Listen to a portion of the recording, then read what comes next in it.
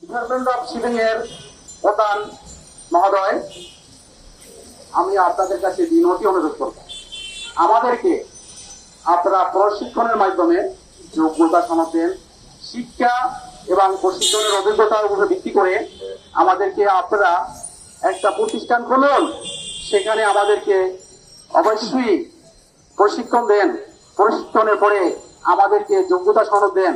তখন আপনার রিভার ট্রেডের যে জাহাজগুলো চলে, অভ্যন্তরীণ ভেসেলগুলো চলে, এই ভেসেলগুলোয় আমাদেরকে নিয়োগ দিলে আমাদের কর্মসংস্থান হবে। মার্চেন্ট শিপিয়াররা তো ওশান ট্রেড তাদের জন্য আছেই, কিন্তু তারা ওশান ট্রেডও আছে, আবার রিভার ট্রেডও আসে। আপনাদের এই অনিয়মের কারণে আমরা যে দাবি দাঁড়াচ্ছি আপনাদের কাছে, অবশ্যই দাবি বাস্তবায়ন হলে বাংলাদেশ সরকার লাভবান হবে।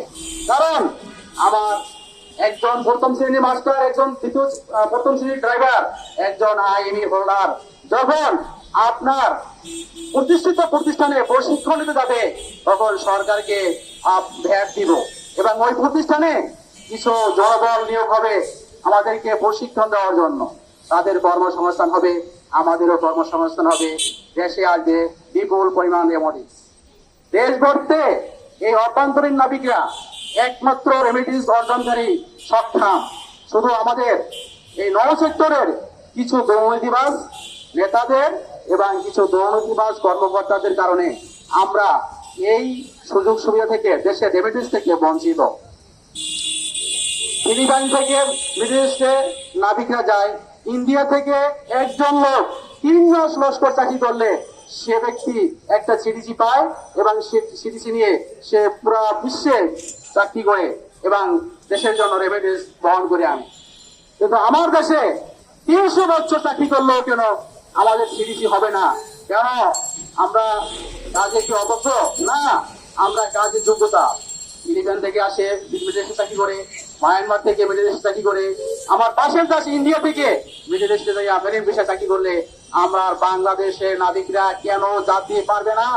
আমি এই সাংবাদিক ভাইদের মাধ্যমে দেশের ঊর্ধ্বতন কর্মকর্তাদের কাছে আমি বিনতিভাবে অনুরোধ করছি, আপনারা অবশ্যই আমাদেরকে যোগ্যতা সনদ অর্জন করার মতন শিক্ষার হার অনুযায়ী বা আমাদের প্র্যাকটিক্যাল অভিজ্ঞতা অনুযায়ী আমাদেরকে প্রশিক্ষণের মাধ্যমে যোগ্যতা সনদ প্রদান করুন এবং আমাদের দেশ এবং দেশের বাইরে যে উপকূলীয় অঞ্চলের জাহাজগুলো চলাচল করে ওই জাহাজগুলোয় চাকরি করার মতন আমাদেরকে সুযোগ দিন। তাতে দেশেরও লাভ হবে, সরকারেরও লাভ হবে, দেশে আসবে বিপুল পরিমাণ রেমিটেন্স। আমি এখানে অনেক লোক আছে যারা বক্তব্য দেবে, অনেক নাবিক ভাইরা আছে। সর্বোপরি শেষে আমি বলতে চাই, আমরা 24 ঘন্টার নাবিক, আমরা 24 ঘন্টা অন বোর্ড ডিউটি করি, আমরা বাংলাদেশ মেরিটাইমের আইন অনুযায়ী সনদ অর্জন করি। আমরা কেন যাব শ্রম আইনের 8 ঘন্টার কর্মচারীদের ভাতা বা সুবিধা নিতে বললে?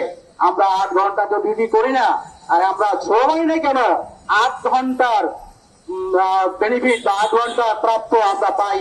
24 ঘন্টা কেন আমাদের ডিউটি করতে হয় এবং আমাদের কেন মেরিটাইমের